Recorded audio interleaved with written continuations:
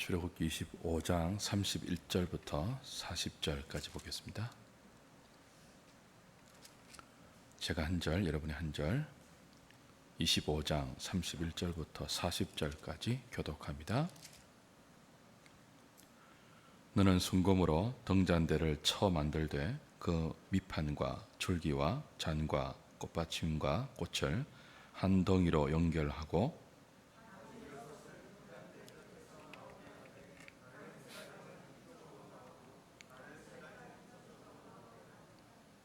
이쪽 가지에 살구꽃 형상의 잔색과 꽃받침과 꽃이 있게 하고 저쪽 가지에도 살구꽃 형상의 잔색과 꽃받침과 꽃이 있게 하여 등잔대에서 나온 가지 6을 갖게 할지며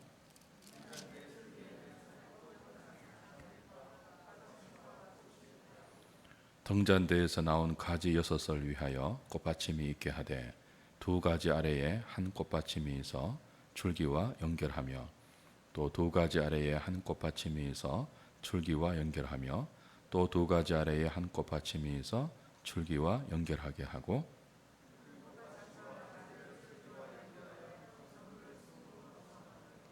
등잔 7을 만들어 그 위에 두어 앞을 비추게 하며 등잔대와 이 모든 기구를 순금 한 달란트로 만들되 너는 삼가 이 산에서 내게 보인 양식대로 할지니라. 아멘. 본문은 성소 안의 등잔대에 관계된 말씀입니다. 성소 안에 기구가 셋이 있다고 했는데 무엇이 있었죠? 지성소 바로 앞에 분향단이 있고 우리가 볼 때 오른쪽에 지난주에 보았던 떡상이 있고 왼편에 오늘 본문의 말씀인 금등대, 금등잔대가 있습니다. 분향단이 출애굽기 30장으로 설명이 밀려가 있죠. 아직도 좀 풀어야 될 문제인데 기도하면서 그 의미를 생각 중에 있습니다. 다른 것은 다 그 순서대로 이야기하는데 분향단만 어떻게 보면 가장 중요한 분향단만 맨 뒤에 설명을 하거든요. 여하튼 오늘 우리가 볼 본문은 등잔대에 관계된 것인데 성막에 있는 기구들, 성소 안에 있는 기구들, 지성소 안에 있는 기구들, 그 역할과 기능, 영적 의미들을 좀 우리가 잘 이해하려면 성막 전체의 구조를 좀 생각할 필요가 있습니다. 성막은 이미 우리가 출애굽기 25장 8절 할 때 확인했죠. 이스라엘 백성 중에 거할 하나님의 성소입니다. 하나님께서 성막을 통해서 그들 가운데 거하시는 곳이죠. 그 백성들이, 이스라엘 백성들이 하나님께 나아가려면 하나님의 말씀을 듣고 하나님의 은혜와 생명과 복을 경험하려면 성막으로 가야 돼요. 그래서 성막은 주의 백성들이 어떻게 하나님께 갈 수 있는가 하는 것을 가장 선명한 그림으로 설명하는 하나의 교과서이죠. 우리가 하나님께 나갈 때 어떻게 나가야 하는가? 함부로 나가면 안 되잖아요. 막 나가면 안 되잖아요. 그걸 이제 보여주는 그림이, 실제적으로 보여주는 그림이 성막입니다. 그림 한번 보십시오. 성막 전체 그림, 등잔대 말고 성막 전체 그림, 그 앞에 있는 그림. 아니, 성막 전체 그림, 예, 그거죠. 여러분 아시다시피 이스라엘 12지파는 성막을 중심으로 해서 동서남북 세 지파씩 이렇게 진을 치고 살았어요. 그 하나님이 그 12지파의 중간에 있는 성막 안에 불기둥, 구름기둥으로 임재하시면서 그들과 함께 계셨죠. 성막을 중심으로 12지파가 진을 치고 살면서 하나님께 나갈 때는 그 중앙에 계신 성막 안으로 가야 할 것 아닙니까? 그다음 보십시오. 그죠? 지난번에 보았다시피 동서남북에 세 지파씩 진을 치고 있었단 말이죠. 그런데 문은 어디에만 있죠? 동쪽에만 있습니다. 다른 쪽에 있는 지파들이 아무리 자기들과 가까운 방향으로 하나님이 계신 성막 안으로 들어가려고 해도 서쪽과 남쪽과 북쪽에는 문이 없어요. 동쪽에만 휘장이 문으로 되어 있었죠. 그러니까 하나님께 나아가는 문은 하나밖에 없다는 그런 의미가 될 수 있죠. 문을 열고 들어가면 맨 처음 우리가 발견하는 것이 뭐죠? 번제단이죠. 그렇죠? 제물을 잡는 곳입니다. 제물을 잡아서 태우는 것이죠. 무엇을 의미할까요? 우리의 죄를 위해서 십자가에 죽으신 그 주님과 연합하여 주님과 함께 죽고 그런 의미죠. 하나님께 나가기 위해서는요,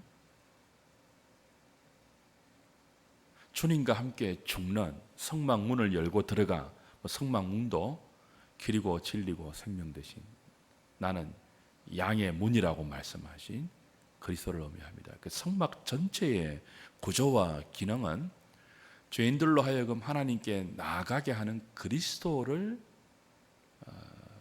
예표하고 그리스도를 비추는 하나의 그림자예요. 그러니까 성막을 공부하면서 그 성막 전체의 면면이 녹아있는 그리스도 되심에 대한 이해가 없다면 성막을 잘못 보고 있는 거죠. 문도 그리스도를 의미해요. 양의 문 되신 그리스도, 오직 한 길 되신 그리스도. 그 그리스도를 통해서 하나님께 나갈 때 번제단에서 우리 자신을 태워야 한다는 거예요. 우리의 죄를 위해서 돌아가신 그 그리스도와 연합하여 그리스도와 함께 죽고 그리스도와 함께 살지 않으면 지성소 안에 계시는 영광의 하나님을 볼 수 없다는 거죠. 만날 수 없다는 거죠. 그 다음 뭐가 있습니까? 번제단을 지나면 이 나중에 다 볼 거예요. 물두멍이 있죠. 물두멍. 그죠? 물두멍 씻는 곳입니다. 씻는 곳. 제사장들이 백성들의 제물을 잡아서 함께 번제단에 불을 태우고 나서 손을 씻고 성소 안으로 들어가는 거죠. 우리의 죄를 씻으시는 그리스도, 우리의 죄를 위해서 십자가의 보혈을 흘리신 그 그리스도와 연합하여 죄를 씻고 하나님께 나갈 수 있다는 거예요. 회개하는 생활을 의미하겠죠. 그리고 이제 성소로 들어갑니다. 뜰 안에 있는 번제단과 노두멍을 거쳐서 성소로 들어가는 거예요. 여기는 지성소가 있죠. 근데 그 지성소 안에 이제 영광의 구름이 있는 것입니다.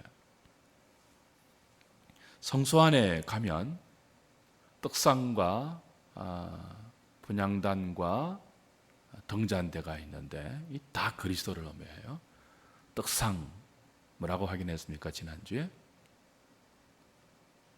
그 위에 진열되어 있는 12개의 진설병 12지파를 먹이시는 그리스도입니다. 나는 생명의 떡이다 라고 말씀하신 그리스도. 성소 안에서 우리는 생명의 떡 대신 그리스도를 먹고 마시는 교제의 영광을 번제단과 물두멍을 통과하면서 허락받는 것입니다.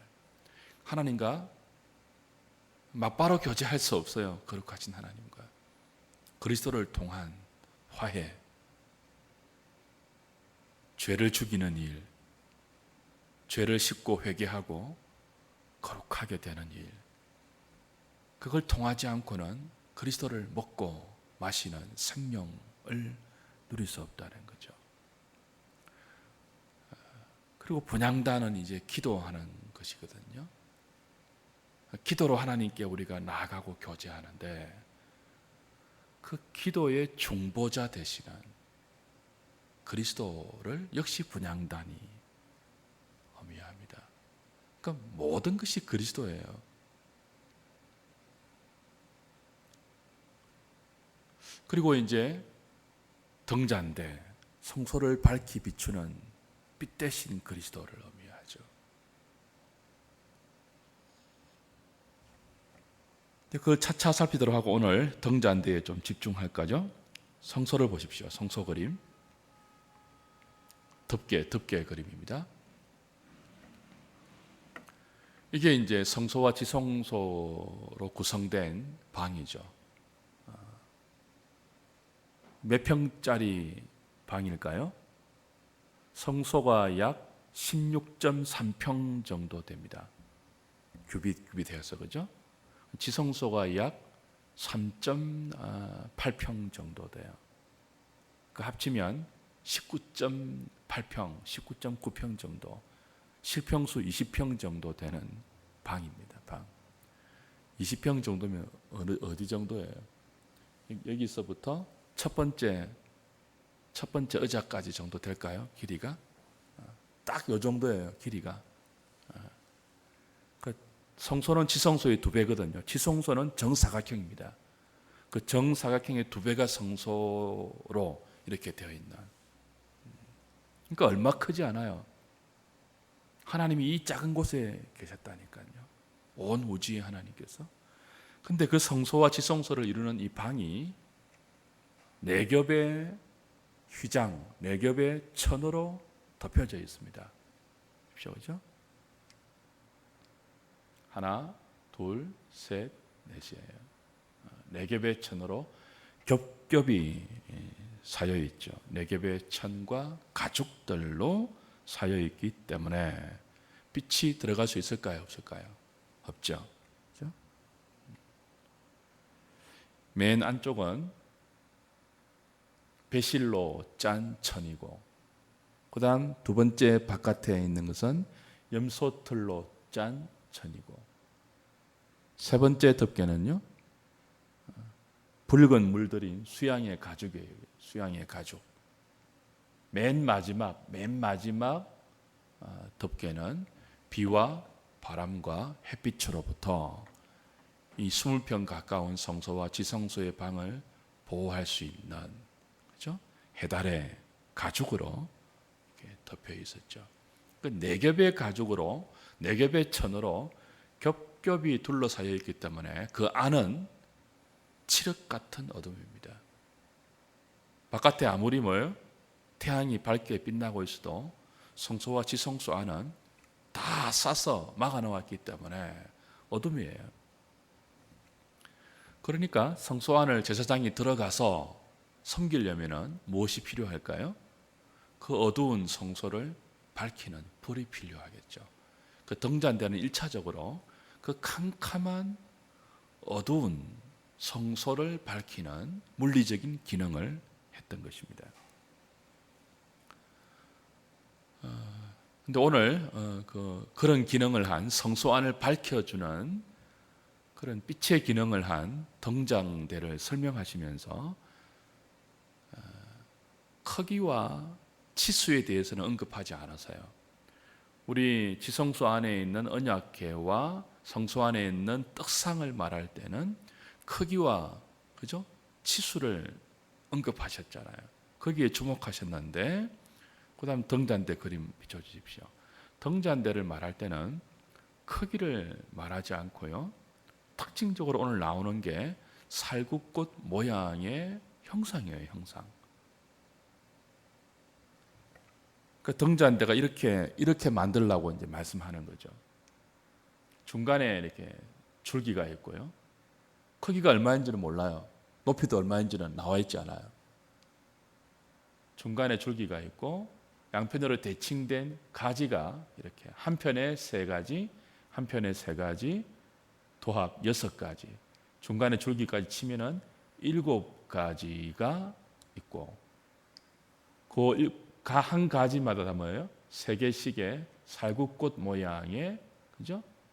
꽃봉우리와 잎과 살구꽃 모양이 18개, 중간에는 4개 해서 도합 22개의 살구꽃 형상의 등잔대의 모습을 하고 있습니다.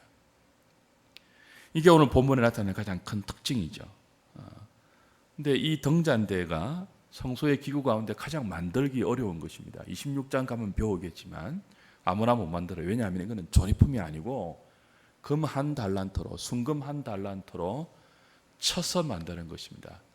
그러니까 가지를 따로 만들어서, 줄기를 따로 만들어서 위에 있는 꽃받침을 따로 만들어서 조립하는 게 아니고, 각기 그냥 순금 한 달란트는 약 36kg 정도 돼요. 순금 36kg가 얼마 되는지 모르겠는데 굉장히 비싼 거죠.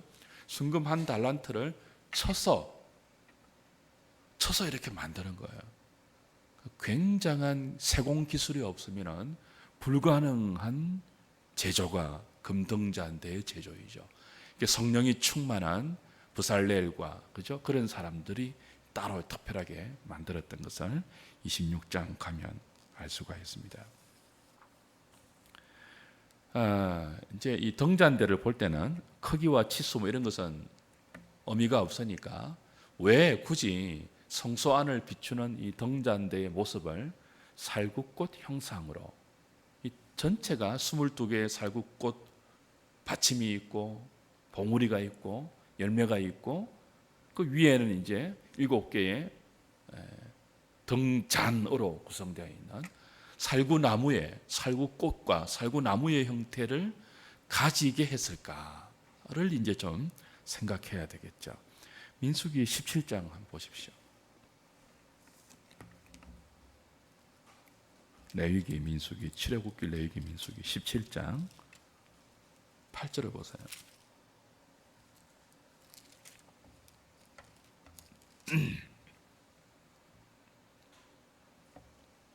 17장 8절 같이 읽어볼까요? 시작.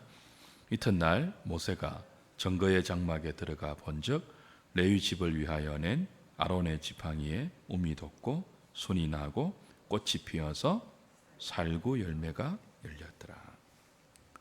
16장 17장은 아론의 상난 지팡이에 관한 이야기고, 이 상난 지팡이의 배경은 민수기 16장에 자세히 나와 있는데 이스라엘 백성의 반역으로부터 시작됩니다.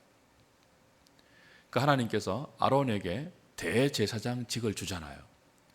그러니까 16장 보시면 이제 모세와 아론만 다 해 먹느냐 하고 이스라엘의 나머지 250명의 지도자가 반란을 일으킵니다. 16장 앞으로 한번 넘어가 보시면요. 16장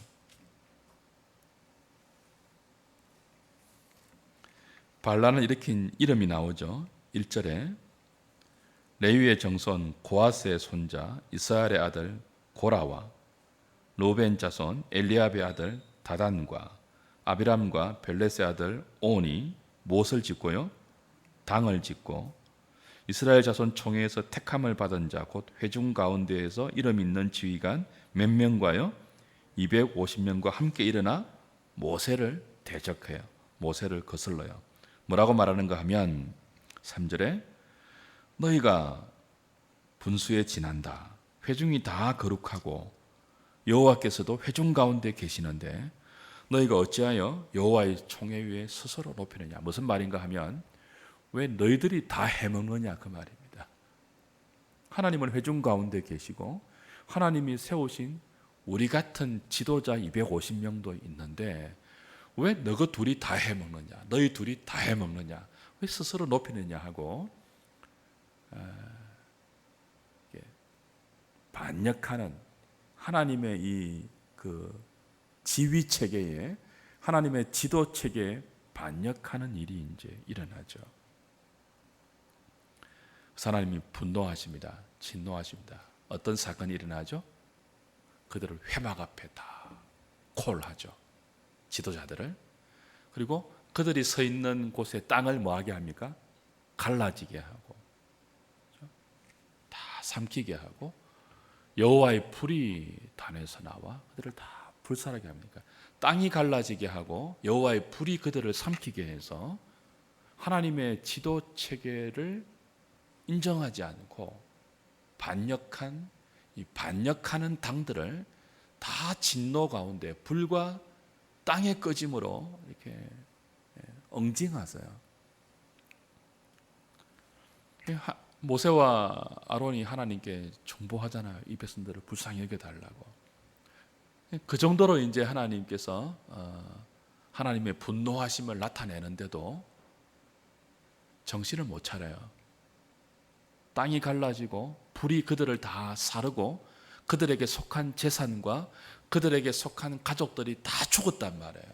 진노의 불 가운데, 진노의 땅 갈라짐 가운데 온 백성들이 목도했단 말이에요. 그런데도 정신을 차리지 못하고 16장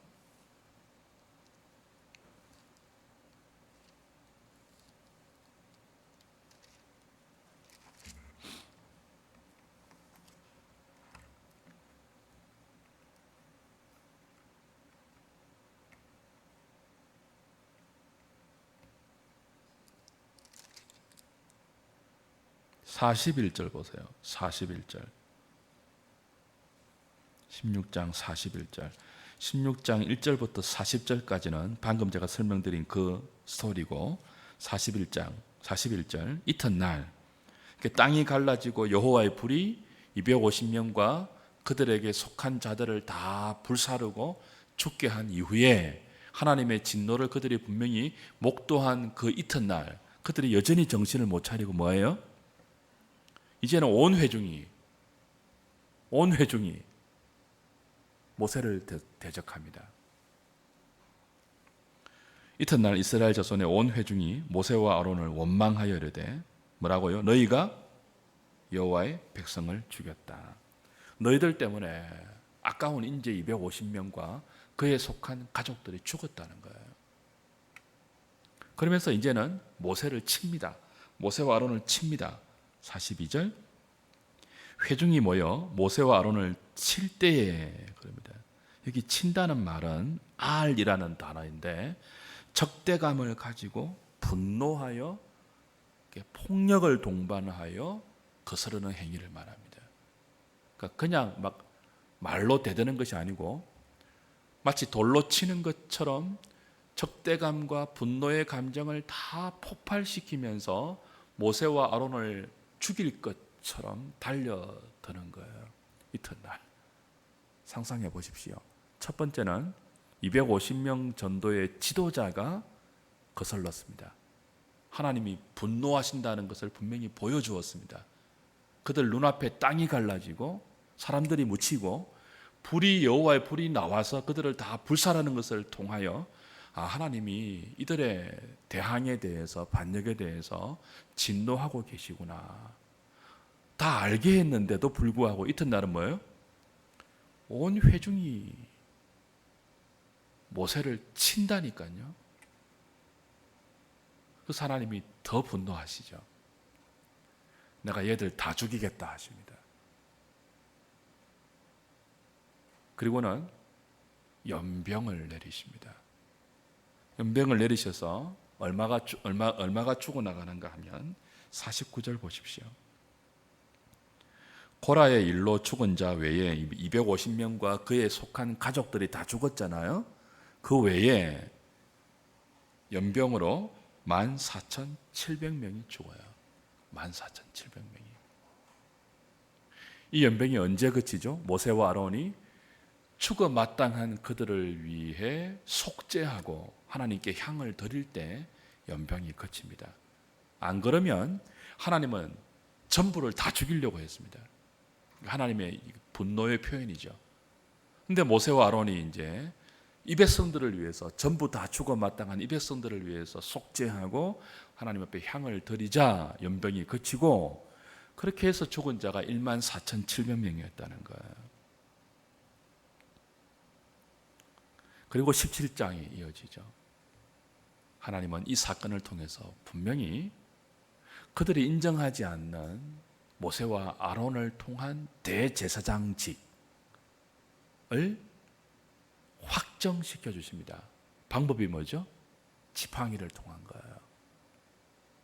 하나님은 각 지파의 지도자들에게 그들이 속한 지파의 이름을 새겨서 하나님의 장막 언약궤 앞에 가져다 놓게 했습니다. 아론 계열은 그죠? 특별하게 레위 지파의 이름을 새겨서 그걸 표시하게 했고요. 각 지파가 자기 지파에 속한 표시를 다 새겨서 12개의 지팡이를 하나님 앞에 가져다 두게 했죠. 증거궤 앞에, 성막의 증거궤 앞에 가져다 주게 했습니다.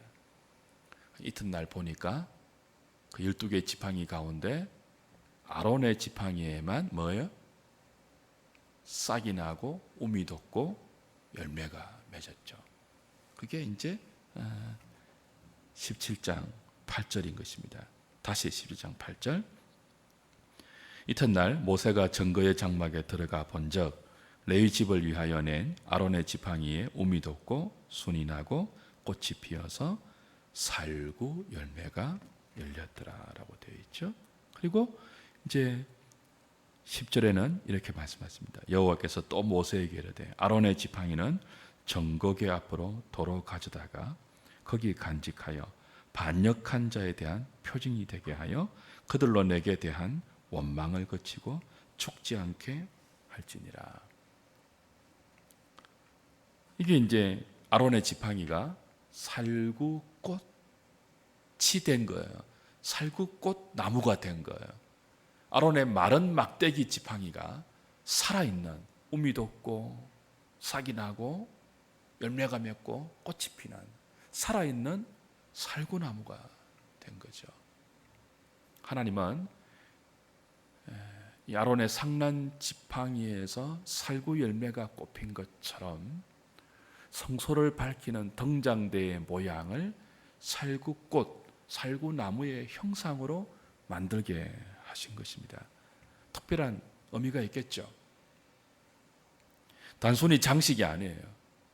금등잔대의 모양이 살구꽃 형상으로 된 것은 단순히 아름답고 단순히 장식으로 가장 적합하기 때문이 아니고 상징적인 의미가 있는 것이죠. 빛을 비추는 것인데 이 여호와의 빛 비추심이 어떤 결과를 가져오는가 하면 추거 마땅한 이스라엘 12지파가 그죠? 온 회중들이 하나님을 거슬렀잖아요. 진노로 땅이 갈라졌잖아요. 여호와의 불이 그들을 살랐잖아요. 그래도 반역하니까 연병이 지나갔잖아요. 이스라엘 12회중들은요 하나님 앞에 12회중만이 아니죠. 오늘 저와 여러분들이죠. 하나님이 세우신 제도, 하나님이 일하시는 방식, 그걸 늘 인정하지 않고 우리 방식을 갖고 있고 우리 생각을 꺾지 않아요. 그 앞에서 고집을 피운다고요. 죽기까지. 어느 정도로 우리가 정신을 못 차리는가 하면 땅이 갈라져서 우리가 다 삼킴을 당하고 불이 내려와서 다 태움을 당해도 연병이 지나가서 다 죽어나가도 정신을 못 차리는 존재가 이스라엘입니다. 그들은요 하나님이 세우신 모세와 아론을 마른 막대기 취급했습니다. 하나님이 어떤 분이죠? 추고 마땅한 그들에게 그들이 마른 막대기 취급했던 모세와 아론을 심으셔서 그 모세와 아론의 지팡이에만 um이 나게 하고 싹이 돋게 하고 열매가 맺게 하고 꽃이 피게 한 거예요. 생명이죠. 그걸 대대로 지성소 안에 있는 언약궤에 언약의 두 돌판과 더불어 아론의 상난 지팡이를 간직하게 해서 그들의 반역의 표징과 그럼에도 불구하고 그들을 살리신 생명의 하나님을 기억하게 했습니다.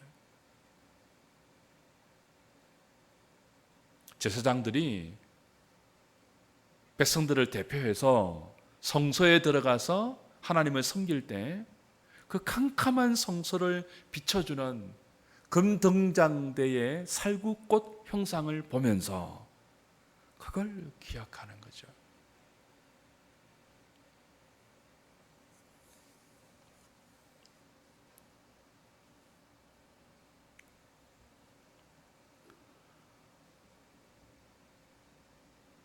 우리는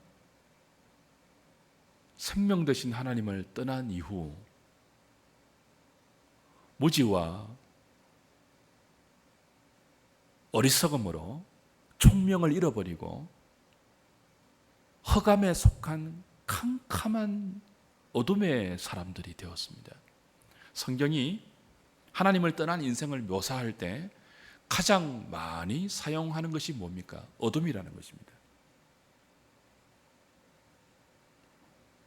무지로 총명이 흐려졌다 그렇게 이야기합니다. 너희들은 흑암이다 그럽니다.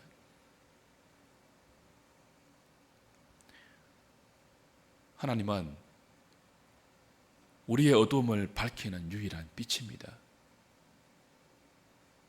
그걸 이제 제사장들이 성소에 들어가서 하나님을 섬길 때 그 빛을 보면서 등잔대에서 성소 전체를 밝히는 그 불을 보면서 어둠에 속한 우리를 밝히는 분은 금등잔대에 불을 주신 그 하나님밖에 없구나. 그 하나님이 우리를 죽음에서 싹이 나게 하고 생명에 싹이 나게 하고 우미 돋게 하고 열매를 맺게 하시는 생명이시구나. 하나님은 우리의 빛인 동시에 그 빛으로 우리를 살리시는 생명이구나 하는 것을 보게 느끼게 만든 것이죠.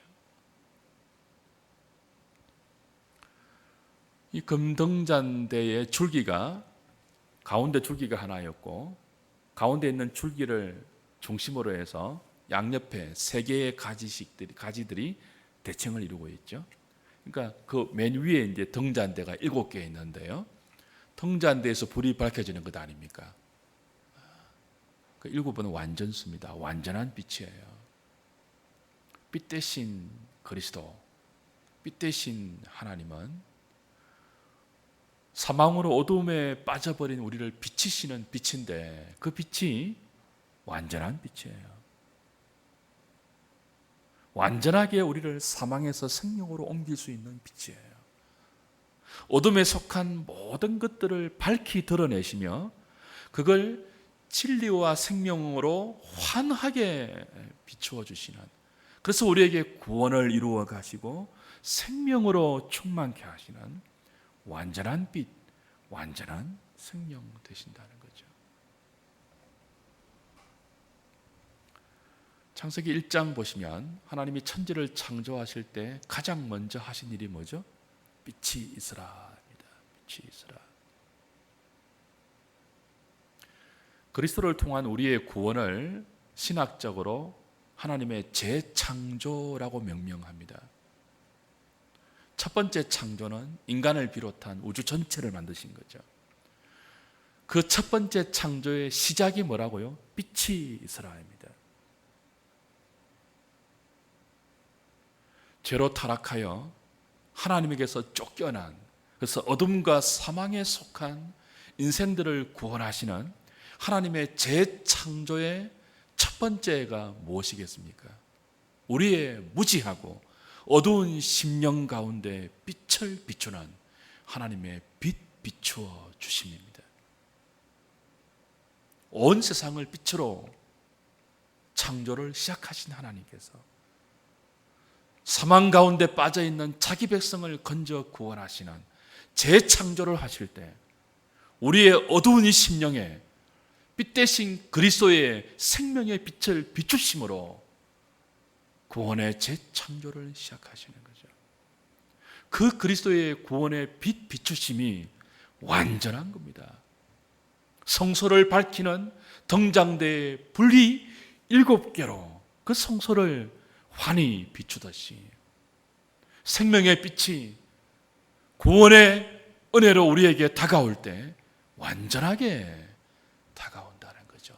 그의 택한 백성을 놓치시는 일이 없이, 그의 택한 백성을 비추다가 중단하는 일이 없이 완전하게 어둠을 밝혀서 생명으로 인도하시는 하나님이 성소 안에 있는 금등잔대가 우리에게 보여주는 구원의 의미고 영적인 의미이죠.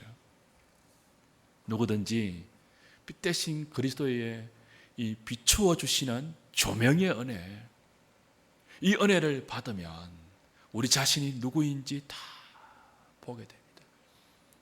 이 진리의 빛, 생명의 빛의 비춤을 받지 않는 이상요, 사람들은 자기 자신을 몰라요. 그러니까 철학자들도 이런 말을 하잖아요. 네 자신이 누구인지 알라, 소크라테스가. 이 말은요, 죽을 때까지 소크라테스도 자기 자신을 몰랐거든요. 인생의 숙제입니다. 자기 자신을 아는 것. 근데 아무리 알려고 해도 몰라요. 네 자신을 알라. 이 말은 다른 말로 뭐죠? 우리는 우리 자신을 모른다는 뜻입니다.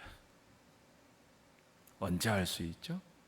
진리의 빛이 은혜 가운데 우리에게 비추어질 때, 빛 대신 그리스도가 은혜 가운데 우리에게 들어올 때, 비로소 우리는 우리 자신이 누구인지 알게 됩니다.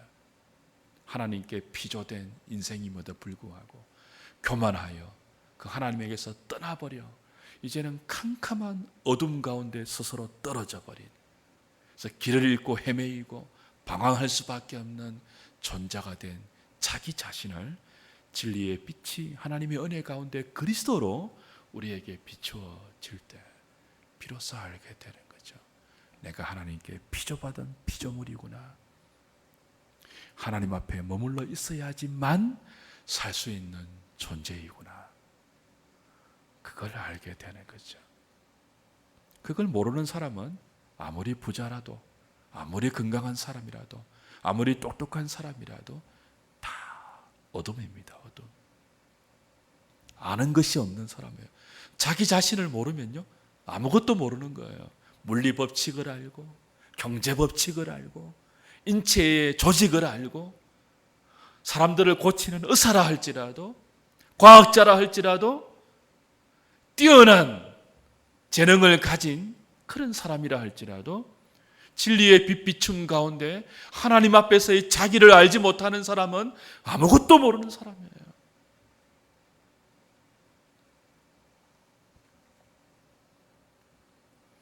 다윗이 시편 27편 1절에 이렇게 고백했습니다. 여호와는 나의 빛이요 나의 구원이시니 내가 누구를 두려워하리요. 여호와는 내 생명의 능력이시니 내가 누구를 무서워하리요. 사람들이 왜 자주 두려움에 빠질까요? 사람들이 왜 미래에 대해서 불안할까요? 사람들이 왜 먹고 사는 문제 때문에 무서워할까요? 빛 대신 그리스도를 모르기 때문입니다. 구원의 신 하나님을 만난 적이 없기 때문에 그렇습니다. 한치 앞을 모르죠. 우리는 한치 앞을 모르는 인생이 언제 두려움 가운데서 해방되고 언제 온갖 염려와 불안과 무서움 가운데서 자유를 찾을 수 있을까요? 빛 대신 그리스도를 만날 때입니다. 구원의 신 하나님을 은혜 가운데 만날 때입니다. 여호와는 나의 빛이요 나의 구원이시니 내가 누구를 두려워하리요. 여호와는 내 생명의 능력이시니 내가 누구를 무서워하리요. 여러분, 미래가 불안할 때 뭘 먹고 살지? 어떻게 해야 살 수 있지? 불안함과 염려가 찾아올 때 투자 전문가 찾아가지 마시고 연금 전문가 찾아가지 마시고 빛 대신 그리스도께 나가십시오. 나를 비추어 달라고 간구하십시오. 구원의 능력 되신 하나님께 여러분 자신을 맡기시고 그분이 여러분을 어떻게 인도하실지 믿음으로 바라보십시오.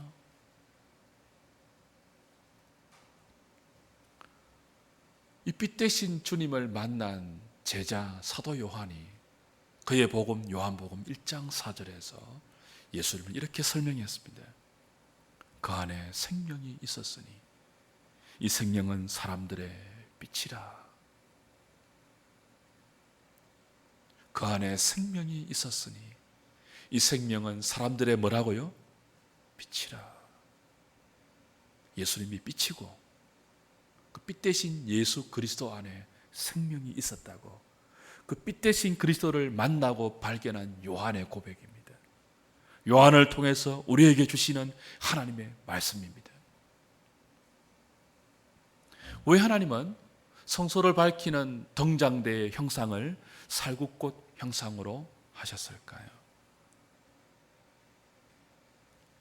하나님이 우리를 살리는, 죽어 마땅한 우리를 살리는 하나님의 진노 가운데 땅이 갈라지고 불이 내려오고 연병으로 하나님의 온갖 진노 가운데 죄 중에서 수죽어야 할 우리를 살리시는 그 빛이 아론의 상란 지팡이에서 살구꽃을, 살구 열매를 맺게 하신 하나님이신 것을 기억하게 하시려고 살구꽃 형상의 등잔대를 주신 것입니다. 왜 사람들이 방황한다고요? 왜 사람들이 헤매인다고요? 캄캄해서 그렇죠. 어두워서 그렇죠. 에베소서 4장 18절에 보면 사도 바울은 불신자의 상태를 이렇게 설명합니다. 저희 총명이 어두워지고 저희 가운데 있는 무지함과 저희 마음이 굳어짐으로 말미암아 하나님의 생명에서 떠나 있도다. 하나님의 생명에서 떠난 인생의 특징이 무엇입니까? 총명이 어두워지는 거예요.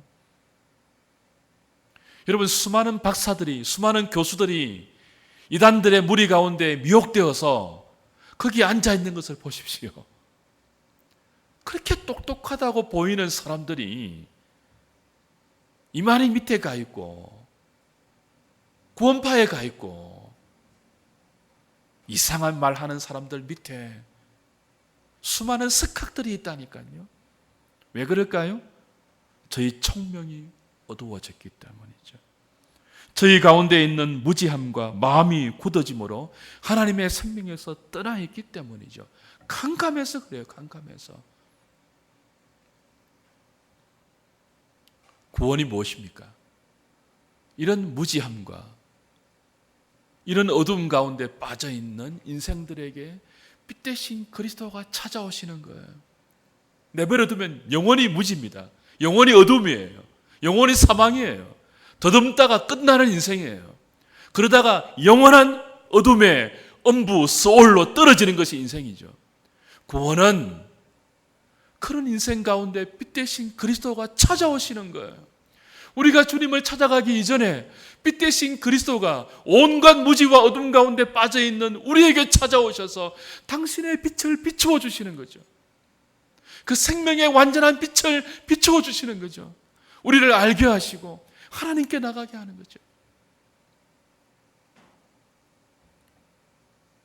뿐만 아니고 하나님은 이 등잔대를, 다시 성소 안의 구조를 생각해 보십시오. 맨 중앙에 분향단이 있고 우리가 볼 때 오른쪽에 뭐가 있었죠? 떡상이 있고 그 반대편에 등잔대가 있습니다. 그러니까 등잔대를, 그죠? 등잔대와 떡상은 마주보고 있습니다. 등잔대를 통해서 떡상이 비춰지게 했습니다. 등잔대와 마주보는 떡상, 그 떡상 위에 뭐가 있죠? 12개의 진설병이 있었죠. 생명의 떡 대신 그리스도를 의미하며 그 그리스도로 말미암아 살 수밖에 없는 12지파를 의미해요.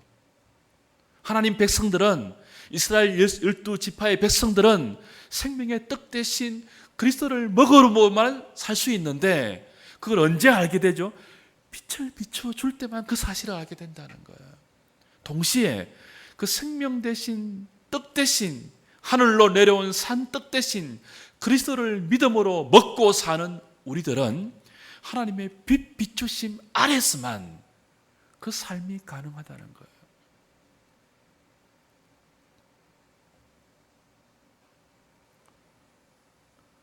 주님은 우리의 생명의 떡 되시는 동시에 우리의 빛이시고 우리의 구원이시고 우리의 생명이십니다.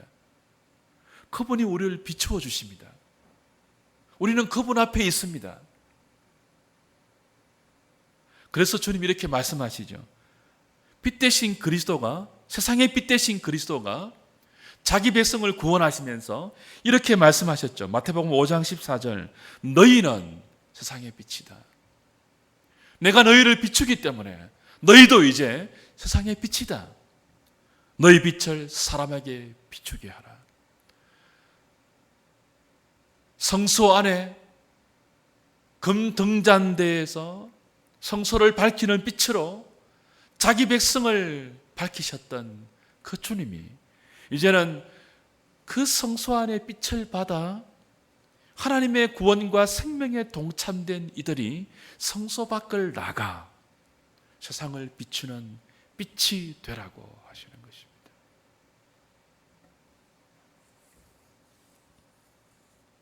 사랑하는 여러분, 이 세상을 비칠 수 있는 등불은 여러분밖에 없습니다. 이제는 그리스도가 직접 비추지 않습니다. 그 빛을 우리에게 먼저 비추시고 우리를 통하여 이 캄캄한 세상을 너희들이 빛이 되어서 비추라고 이야기합니다. 교회 외에 빛이 없습니다. 여러분 외에 다른 빛이 없어요. 그러니까 교회의 진리의 빛이 어두워지면 세상은 그 어디에서도 진리의 빛을, 그리스도를 발견하지 못하는 것입니다. 교회가 껴있고 교회가 타락하지 말아야 할 이유가 여기 있습니다. 어떻게 하면 교회가, 어떻게 하면 저와 여러분들이 주님 말씀처럼 너희가 세상의 빛이라, 세상이 너희를 보고 빛을 알게 하라, 이 말씀에 제대로 반응할 수 있을까요? 하나님이 우리를 비추신다는 사실을 기억할 때입니다. 여러분이 진리의 빛 가운데 비침을 받을 때입니다. 그 은혜를 경험할 때입니다. 마태복음 5장 16절 보시면 한번 보십시오. 찾고 마칩시다. 마태복음 5장 16절.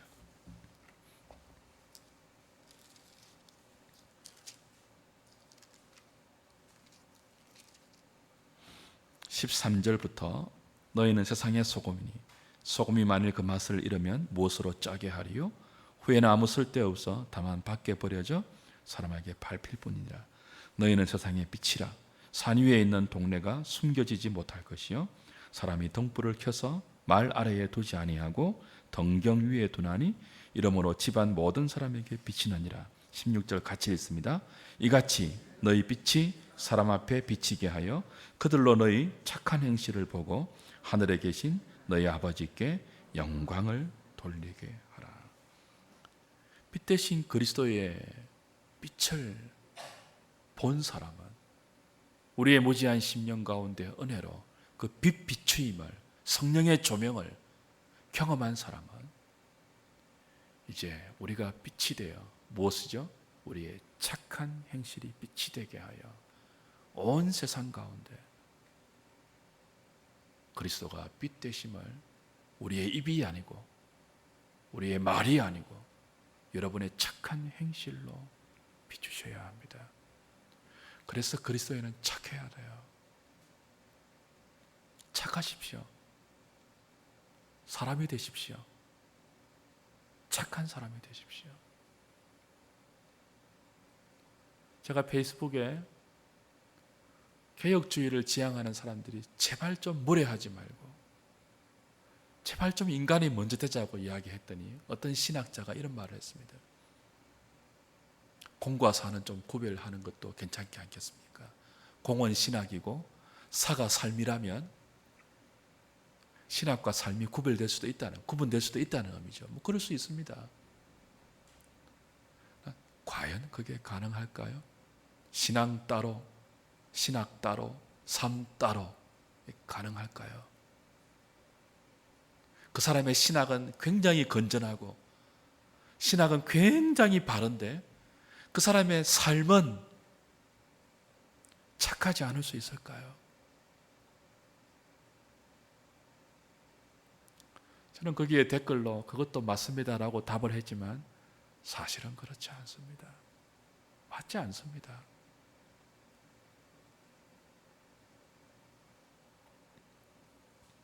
주님 말씀하죠. 너희 착한 행실로 빛을 비추라.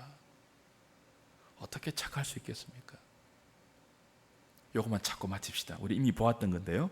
빌립보서 2장. 빌립보서 2장. 윤리 운동하면 착해지는 게 아니고 에베소서, 빌립보서 2장 15절 16절입니다.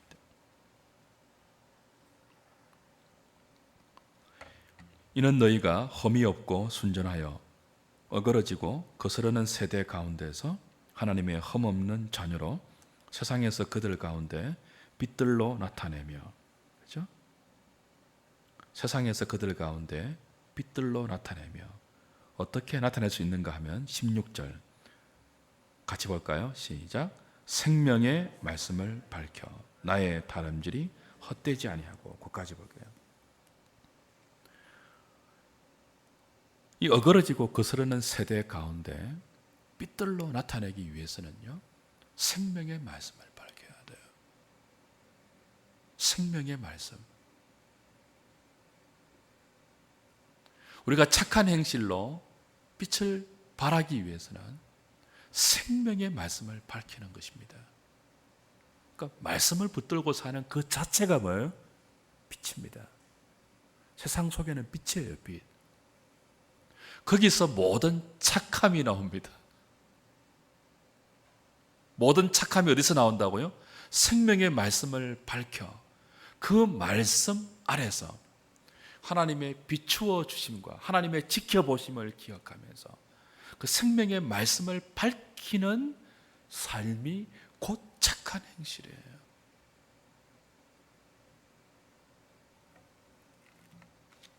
그래서 교회에서 말씀을 밝히는 거죠. 참된 교회의 유일한 표지가 바른 말씀의 선포이죠. 참교회, 거짓교회, 참신자, 거짓신자의 기준점이 뭐라고요? 말씀에 속해 있느냐, 그렇지 않느냐입니다. 그래서 교회는 말씀만 붙들어야 됩니다. 거기서 모든 착함이 나오기 때문에 그렇습니다. 거기서 모든 거룩함이 나오고 거기서 모든 어둠을 밝히는 진리의 빛이 나오기 때문에 그렇습니다. 여러분, 말씀을 붙들지 않고 어떻게 여러분의 심령 가운데 하나님의 조명하심이 시작될 수 있겠습니까? 우리의 어두운 심령을 하나님이 무엇으로 밝힌다고요? 그리스도로 밝히는데, 그리스도가 무엇으로 밝힌다고요? 생명의 말씀으로 밝힌다고요. 태초에 하나님이 계시는데 그 말씀이 곧 하나님이라고 말씀하지 않았습니까?